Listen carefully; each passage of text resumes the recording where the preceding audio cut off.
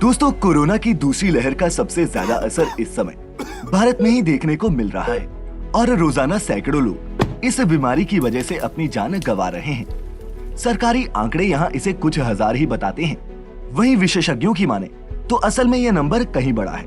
हमारा पूरा का पूरा हेल्थ सिस्टम मानो कोलैप्स कर चुका है। अस्पतालों में बेड नहीं है, ऑक्सीजन सिलेंडर्स की शॉर्टेज हो रही है और इन सब के बीच इस बीमारी को फैली अफवाहें लोगों को और गुमराह कर रही हैं। कोई रेमडेसिविर के बंदोबस्त के लिए सोशल मीडिया पर पोस्ट करता दिखता है, तो कुछ 5G को इस बढ़ते कोरोना का कारण मानते हैं। इस बीमारी से बचने के लिए घरेलू नुस्खों की भी सोशल मीडिया पर भरमार है। लेकिन दोस्तों, ऐसी अफवाहें और मनगढ़ंत नुस्खे न सिर्फ लोगों की जान ले रहे हैं, साथ ही साथ मरीजों के घर वालों के लिए भी खतरा बन रहे हैं। ऐसे में बहुत जरूरी है कि हम इस बीमारी को बेहतर तरीके से समझें और क्या सही है और क्या गलत, इसका फैसला अच्छे से कर पाएं। क्योंकि कब ये वायरस हमारे भी गांव या फिर घर में आ धमके, इसका कोई पता नहीं।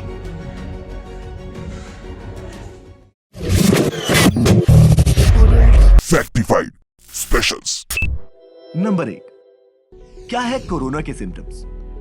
दोस्तों, कोरोना का वैसे तो कोई मेजर सिम्टम नहीं है, पर शुरुआत में बुखार, खांसी, जुकाम जो एक ऑर्डिनरी फ्लू के भी लक्षण होते हैं, उन्हीं को इस बीमारी के भी प्राइमरी सिम्टम्स बताया गया था। लेकिन दोस्तों, इस दूसरी लहर में इस बीमारी के कई और लक्षण भी सामने आए हैं और loose motion, body pain, chest pain, throat pain वगैरह कोरोना के नए सिम्टम्स के तौर पर इंडिकेट किए गए हैं। तो अगर दोस्तों आपको इनमें से कोई भी सिम्टम हो या फिर अगर आपके शरीर में दर्द, थकावट या फिर फ्लू की शिकायत हो, तो आपको अपना टेस्ट जरूर करवाना चाहिए। इसमें हिचके नहीं। टेस्ट भी इसके लिए 2 तरह के होते हैं। पहला, रैपिड एंटीजन टेस्ट, जो आपकी बॉडी के इम्यून रिस्पॉन्स को डिटेक्ट करके ये बताता है कि आप कोविड पॉजिटिव हैं या नहीं। ये टेस्ट ऑन द स्पॉट होने वाला एक क्विक टेस्ट होता है, जिसकी रिपोर्ट आधे से 1 घंटे में ही आ जाती है। और दोस्तों, दूसरा होता है RT-PCR टेस्ट, जो आपकी बॉडी में वायरस प्रेजेंस चेक करता है और बताता है कि आप कोविड पॉजिटिव हैं या नहीं। दोस्तों, इस टेस्ट के रिजल्ट लैब से मिलते हैं और इसकी रिपोर्ट आने में 2 से 3 दिन लग जाते हैं। नंबर 2, क्या कोरोना टेस्ट के लिए सिटी स्कैन करवाना जरूरी है? इन टेस्ट के अलावा कई जगह दोस्तों ये भी देखा गया है कि जिन लोगों को कोरोना होता है, उनकी रिपोर्ट भी कई बार नेगेटिव आ जाती है, जिस वजह से डॉक्टर्स अब सिटी स्कैन कराने की भी सलाह दे रहे हैं। ऐसे में ये समझना जरूरी है कि किन केसेस में सिटी स्कैन की जरूरत पड़ सकती है और किन में इसकी जरूरत नहीं है। तो दोस्तों, अगर आपको बहुत खांसी हो, चेस्ट में बहुत दर्द हो रहा हो और इस सांस लेने में तकलीफ होती हो, ऐसे में डॉक्टर्स आपको सिटी स्कैन की सलाह दे सकते हैं। लेकिन वहीं अगर आपकी कोविड रिपोर्ट पॉजिटिव आई है मगर आप में कोविड के कोई भी लक्षण नहीं है, यानी कि आप एसिम्प्टोमेटिक हैं या फिर बहुत हल्के लक्षण हैं, तो आपको सिटी स्कैन कराने की कोई जरूरत नहीं। यहाँ ये समझना जरूरी है कि सिटी स्कैन कराने से फेफड़े में इन्फेक्शन का सही पता चलता है, क्योंकि RT-PCR में कोविड की गंभीरता का पता नहीं चलता। बस आप ये जान पाते हैं कि आप पॉजिटिव हैं या नेगेटिव। पर दोस्तों, बहुत सारे लोग कोविड टेस्ट कराते वक्त सिटी स्कैन भी करा लेते हैं, जिसका कोई फायदा नहीं होता, क्योंकि शुरुआती दौर में ही कोरोना वायरस आपके फेफड़ों तक नहीं पहुंच पाता, मगर बाद में सीवियर कोविड हो सकता है और ऐसे में वायरस फेफड़े तक पहुंच जाता है।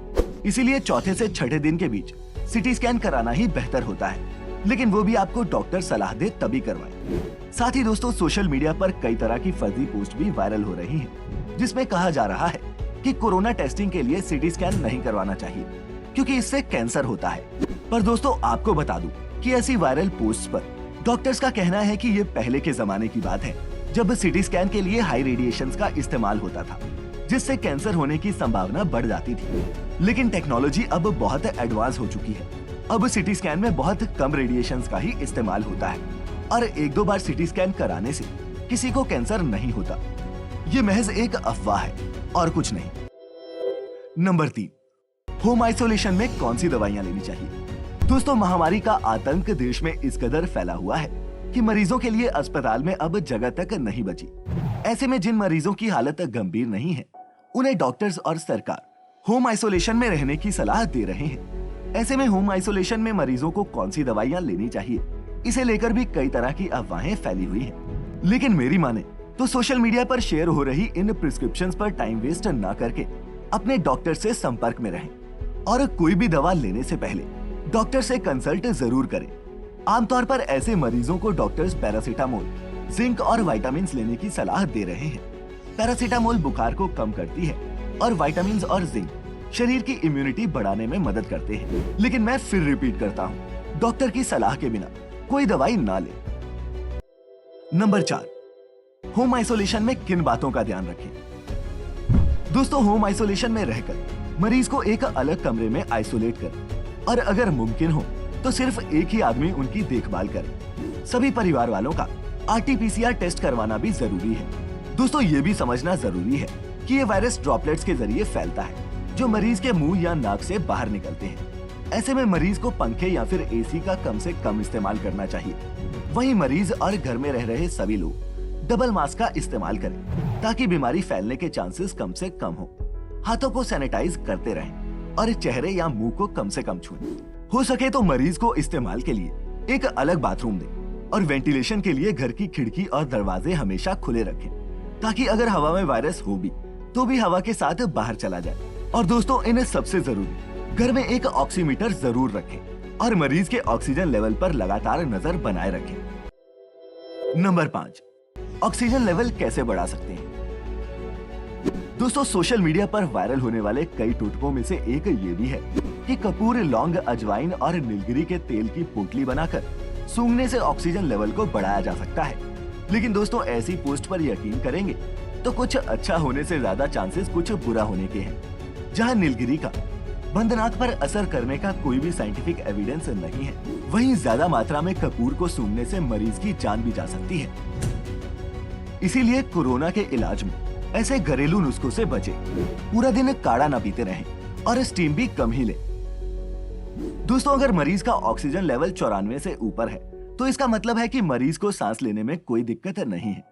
लेकिन अगर ऑक्सीजन 94 से नीचे जाता है तो मरीज को तुरंत डॉक्टर के पास ले जाएं। वहीं शरीर में ऑक्सीजन लेवल ठीक रखने के लिए मरीज को रोजाना आधे से 1 घंटा उल्टा लेटाएं और फिर इस तरह आधे से 1 घंटा राइट और आधे से 1 घंटा लेफ्ट पोजीशन में लेटाएं।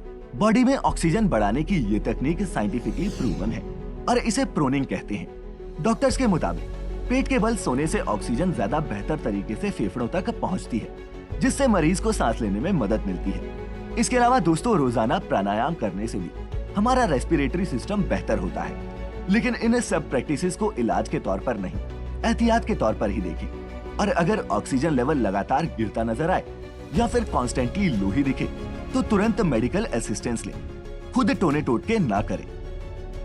नंबर 6, क्या कोविड पेशेंट्स को स्टेरॉइड्स देने चाहिए? दोस्तों, कोरोना के मरीजों को पैरासीटामोल और विटामिन के अलावा कई बार स्टेरॉइड्स भी रेकमेंड किए गए हैं। पर दोस्तों, आपको बता दूं कि बिना डॉक्टर्स की सलाह के बॉडी में स्टेरॉइड्स लेना खतरनाक हो सकता है और ये आपका फायदा करने से कहीं ज्यादा नुकसान भी कर सकते हैं। ये आर्टिफिशियल स्टेरॉइड्स हमारे शरीर में मौजूद कुदरती तौर पर केमिकल्स का एक आर्टिफिशियल फॉर्म होते हैं जिन्हें ऑक्सीजन लेवल गिरने पर दिया जाता है। स्टेरॉइड से मरीज के शरीर में इन्फ्लेमेशन रिड्यूस होती है, जिससे वायरस का प्रभाव भी पहले के मुकाबले कम हो जाता है और रेस्पिरेटरी सिस्टम बेहतर ढंग से काम करने लगता है। लेकिन दोस्तों, स्टेरॉइड्स का इस्तेमाल करने से शुगर लेवल बढ़ता है और शरीर का इम्यूनिटी सिस्टम भी वीक हो जाता है, जिससे कई और बीमारियां होने के चांसेस पैदा हो जाते हैं। दोस्तों, डॉक्टर्स के मुताबिक शुरुआती 6 से 7 दिनों तक मरीज को स्टेरॉइड्स नहीं लेने चाहिए।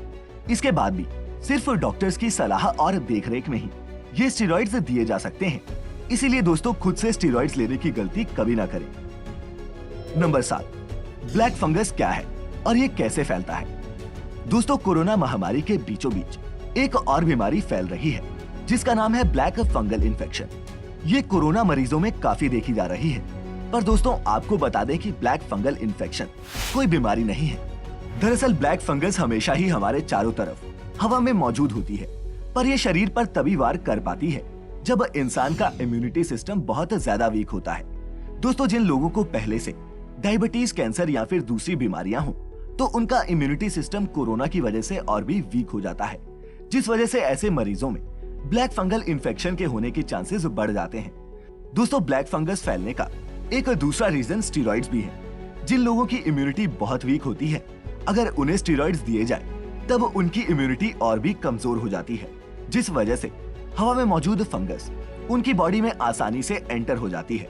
इसीलिए हमने आपसे पहले भी कहा था और अब फिर से कह रहे हैं कि बिना डॉक्टर्स की सलाह के स्टेरॉइड्स का इस्तेमाल न करें। इसके अलावा एक और भ्रम जो सोशल मीडिया पर फैलाया जा रहा है वो ये है कि ब्लैक फंगल इन्फेक्शन पुराने और जंग खा रहे ऑक्सीजन सिलेंडर्स की वजह से फैल रही है। पर दोस्तों आपको बता दें कि इस बात में रत्ती भर भी सच्चाई नहीं है और इस फंगस का ऑक्सीजन सिलेंडर से कोई लेना देना ही नहीं है। नंबर 8, क्या रेमडेसिविर इंजेक्शन से बच सकती है जान? दोस्तों इस महामारी के दौरान ऑक्सीजन के अलावा रेमडेसिविर इंजेक्शन को लेकर भी सबसे ज्यादा हाहाकार देखने को मिला। मरीजों के घर वाले और रिश्तेदार इस इंजेक्शन के लिए इधर से उधर भटक रहे हैं। 3000 का इंजेक्शन 30,000 रुपए में बेचा जा रहा है। पर क्या रेमडेसिविर एक कोरोना पेशेंट की जान बचा सकती है? इसका जवाब है नहीं, क्योंकि दोस्तों रेमडेसिविर एक एंटीवायरल दवा है जिसका परीक्षण इबोला महामारी के दौरान हुआ था। लेकिन ये ना तो एक लाइफ सेविंग ड्रग है और ना ही इससे कोरोना ठीक होता है। ये तभी काम आती है जब मरीज का ऑक्सीजन लेवल 94 से नीचे जाता है और तब भी इसे एक डॉक्टर ही एडमिनिस्टर करता है।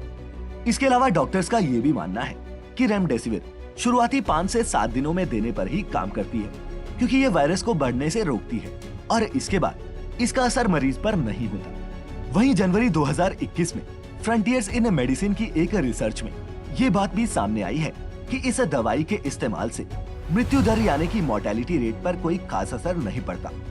इसीलिए ये दवा किसी पेशेंट की जान बचा सकती है, ऐसा सोचना बेमानी है। नंबर 9, क्या 5G से कोरोना होता है? दोस्तों सोशल मीडिया पर वायरल कई पोस्ट में ये भी बताया जा रहा है कि देश में हो रहे 5G के परीक्षण की वजह से ही ज्यादा कोरोना फैल रहा है। पर दोस्तों इस बात में भी बिल्कुल सच्चाई नहीं है, और वो इसलिए क्योंकि कोरोना वायरस या फिर कोई भी और वायरस मोबाइल नेटवर्क टावर या फिर रेडियो वेव्स के जरिए ट्रेवल नहीं कर सकता। और ये बात मैं खुद से नहीं कह रहा, बल्कि ये WHO ने अपनी ऑफिशियल स्टेटमेंट में कहा है। अपनी स्टेटमेंट में उन्होंने ये भी कहा कि अगर कोरोना 5G से फैल रहा होता तो फिर जिन देशों में 5G है ही नहीं वहां तो ये वायरस होना ही नहीं चाहिए था। इसीलिए दोस्तों अगर आपकी जानकारी में या फिर आसपास के लोगों को भी ऐसा लगता है कि कोरोना की ये सेकेंड वेव 5G के कारण आई है तो उनके साथ ये वीडियो जरूर शेयर करें। नंबर 10, क्या प्लाज्मा थेरेपी से कोरोना ठीक हो सकता है? दोस्तों क्रिटिकल कोरोना मरीजों की जान बचाने के लिए प्लाज्मा थेरेपी को एक काम के औजार के रूप में देखा जा रहा है। अब इसमें होता क्या है कि डॉक्टर्स कोविड-19 से पूरी तरह से ठीक हो चुके रोगियों के खून से प्लाज्मा को निकालकर कोरोना वायरस से संक्रमित रोगी के शरीर में डाल देते हैं, ताकि गंभीर रूप से बीमार मरीज के शरीर में भी एंटीबॉडीज जनरेट हो सके। दोस्तों दुनिया भर में ऐसे कई केसेस देखने को मिले हैं जहां प्लाज्मा थेरेपी के बाद मरीज रिकवर करने लगा है। पर दोस्तों the new England journal of medicine की स्टडी ने यह दावा किया है कि प्लाज्मा थेरेपी का कोरोना मरीज पर कोई खास असर नहीं होता। डॉक्टर्स के मुताबिक प्लाज्मा थेरेपी माइल्ड सिम्टम्स में ही कारगर होती है और अगर मरीज को 5 से 6 दिन के अंदर प्लाज्मा दे दिया जाए ये तभी काम करता है, क्योंकि 8 दिनों के बाद तो बॉडी में अपने आप ही एंटीबॉडी सेल्स बनने लगते हैं। इसीलिए हर कोरोना के मरीज को प्लाज्मा की जरूरत नहीं होती। लेकिन हाँ, कोरोना हो जाए तो नेगेटिव होकर प्लाज्मा डोनेट जरूर करना, क्योंकि क्या पता वो किसी जरूरतमंद की जान ही बचा दे। तो उम्मीद करता हूँ दोस्तों कि आज की इस वीडियो ने आपके चश्मे पर जमी थोड़ी सी धूल तो हटाई ही होगी। अगर हटाई हो तो इसे खुद तक सीमित ना रखें और हर दोस्त हर रिश्तेदार के साथ शेयर करें, ताकि वो भी इस लंबे चलने वाले मैराथन की तैयारी सही से कर सके। खैर मिलेंगे जल्द ही एक नई इंफॉर्मेटिव वीडियो के साथ। तब तक अपना अपने चहेतों का ख्याल रखें, खुश रहें और वीडियो अंत तक देखने के लिए आपका बहुत बहुत शुक्रिया।